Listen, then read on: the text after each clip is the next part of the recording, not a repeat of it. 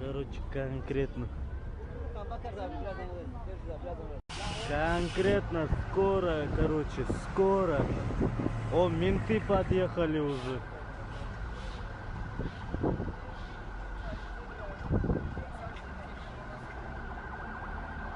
Вот у нас постоянно аварии происходят у нас здесь. Аварии. Tamam, tamam burası.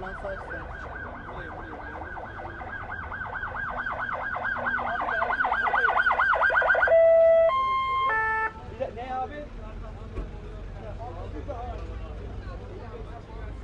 Вот первый таксисту сейчас будет помогать.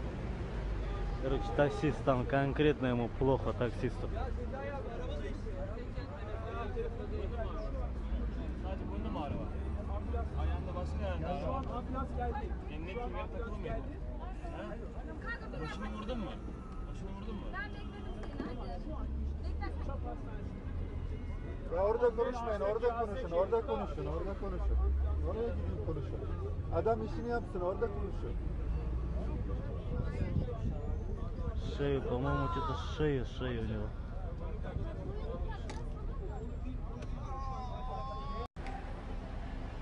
Вот прямо вот напротив нашего кафе. С тобой сидел, разговаривал, бам! Такой звук, прикинь. Конкретно. Аж вот тут-то все вылетело.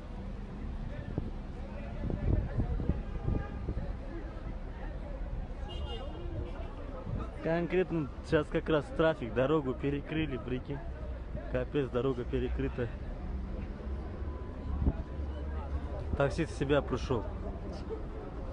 Таксист в себя пришел. Короче, он там. Все, таксист врезался.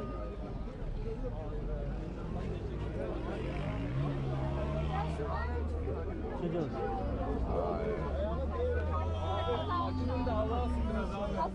Arkadaşlar şöyle bir açalım.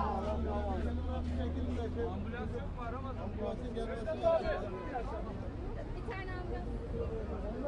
Что-то он орет конкретно.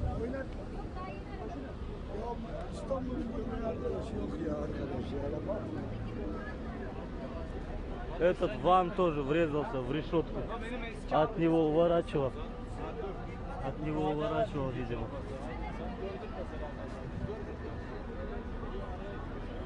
Кто виноват, так и не понял. По новостям, наверное, скажут теперь. Таксист вот туда протер, автобус, оказывается, здесь. И туда врезался.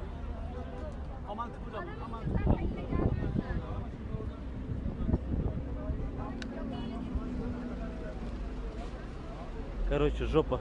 Я разговариваю, прикинь, авария, бабан, прикинь. Порше. Порше, и в этот такси врезался.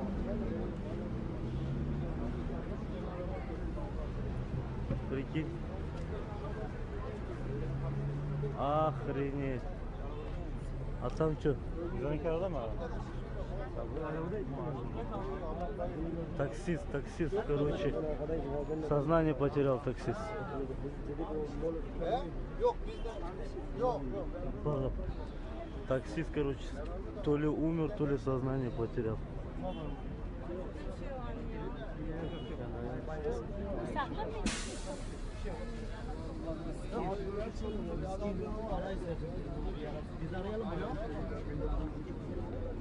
Merhabalar abi. Ha? Oğlum direksiyondaki